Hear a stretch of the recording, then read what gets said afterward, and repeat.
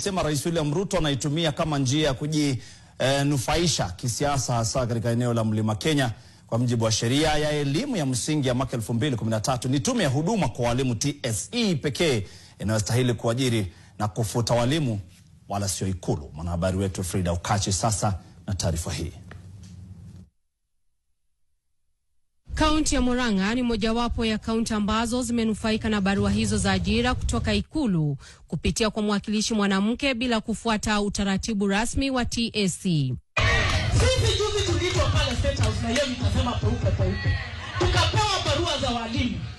Zile constituency wapunge wao hawakukuja, watoto wa hizo constituency hawakupata nafasi ya kuajiriwa. Akiwa na wingi wa hasira kutokana na idadi ndogo ya wabunge kutoka kaunti yake kukosa kufika na kusababisha kupata barua chache, alidai kuwa atatetea wale walimu ambao wanataka kufutwa kazi. Mimi nilienda na wabunge wa Kiambu, wakakuja wabunge 11. Kila mtu akipewa barua 20. Wabunge wao wote walienda na barua 220. Hapa Murang'a ni mimi mama Konti tulienda na tukaenda na mbunge wa Mathioya. Daniel, how are you? Very good. Viongozi kutoka kaunti ya Trans Nzoia wakilalamikia vijana wengi kutoka eneo hilo ambao waliandamana katika maandamano ya Gen Z na ambao walihitimu kuwa walimu wametengwa. Viongozi kutoka eneo la Magharibi wakichangia kwa kushindwa kuomba nafasi za maendeleo. Wakati wanapeana barua ya walimu awapatie watu yangu. Wajumbe mnaona wanapewa kelele, wanapewa barua, sehemu zingine barua zinafika, wajumbe wetu wanauzia watu barua hizo. Na kwa sababu watu wetu hawana pesa, wanaenda kuuzia watu wengine ambao wako na pesa. Barua ya askari haifiki, ya walimu haifiki, ya jeshi haifiki.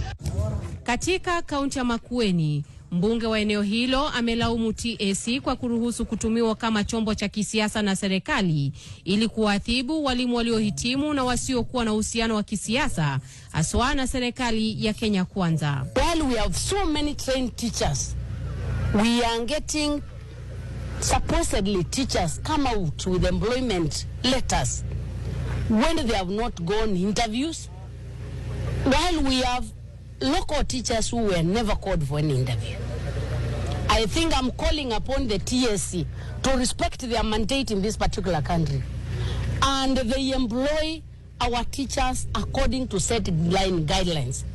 I don't know how a teacher gets qualified when the teacher is not interviewed and goes ahead and gets a letter for employment in the bar. Kwa mujibu wa sheria, TSC inapaswa kutambua maeneo yenye mahitaji ya walimu, kutangaza nafasi za wazi, kufanya usaili, kisha kuajiri na kuwapa walimu waliofanikiwa kote nchini. Hata hivyo, hatua ya Ikulu kuingilia mchakato huo inazua maswali kuhusu ukosefu wa haki, usawa na uadilifu katika ajira za walimu nchini. Frida Ukachi, NTV.